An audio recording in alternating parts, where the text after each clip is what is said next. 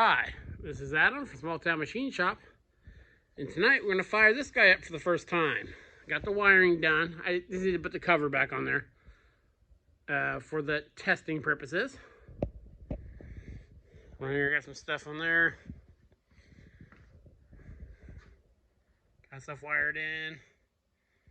So I'll get it fired up, and then I will show you what I did. I'll bring you back. Okay, got the face inverter running. Got it on, let's see how we do.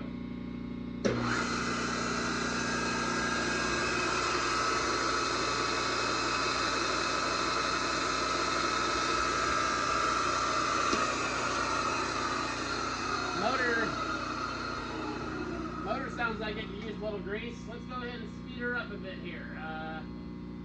See, we're over.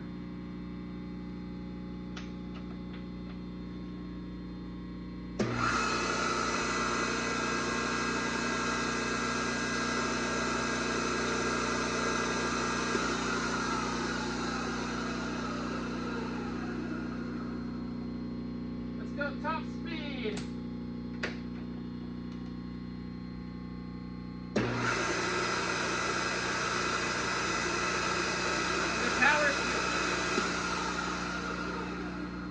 The power feed is working. The power feed is actually stuck engaged right now. So I need to look at that real quick. I think something just came a little loose in there. So yeah, I'll go ahead and shut this off and I'll show you how I wired it. Okay, so I have it unplugged and there's no power going to it. So here's our incoming power. The red, or the white, the black, white, and red. So, the back there, those two terminals where it says 220 volt, that's what pulls the contactor in. So I came off one leg of the incoming power to one side of the contactor, okay? And the other two just go in, okay? Now, I'm just going to show you the wiring here first. On the underside, same thing. Black wire, white wire, red wire. There's a wire coming out of this. Because when you're using a push button switch, momentary switch, you want to keep it on the same phase. Because there's a brief second where when you put power to here, it kicks this in. They're touching. So you want to keep it in the same phase. So what happens is this red wire here, is the other side of the contactor. This black wire takes power from the incoming side, goes up to the switch on the start side. See, there's a gap in the contactor. So when you press this, incoming power is transferred to the red wire, which kicks in the contactor. Now, as soon as this kicks in, power is going all the way through it to the white wire. So the white wire is hooked to the stop. So as you see, the contacts are closed on it in the normally closed position. So power is flowing through it, keeping the contactor engaged. When you press stop, you break that. And that kicks out the contactor and shuts the machine down.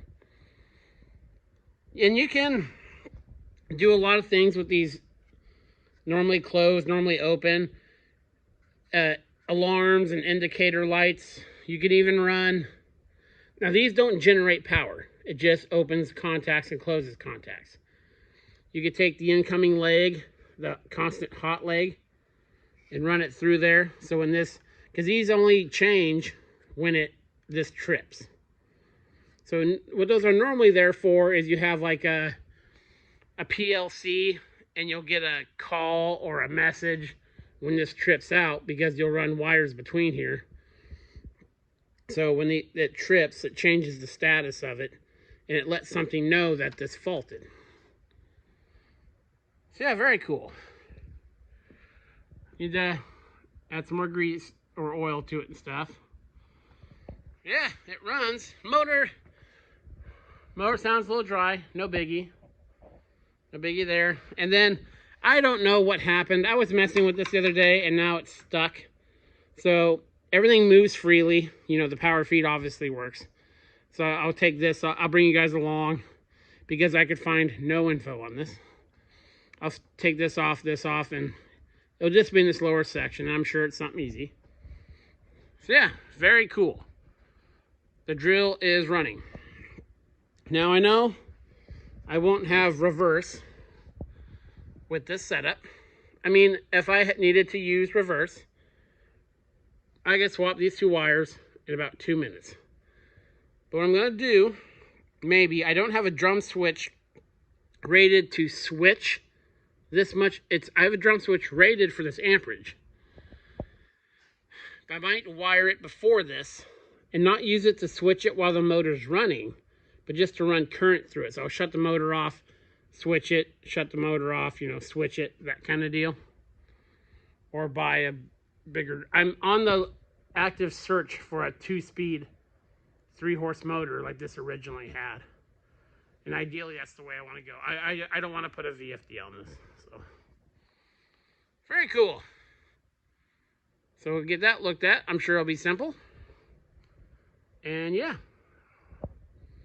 One more tool in the arsenal. This is Adam from Small Town Machine Shop. Please comment, like, and subscribe, and thanks for watching.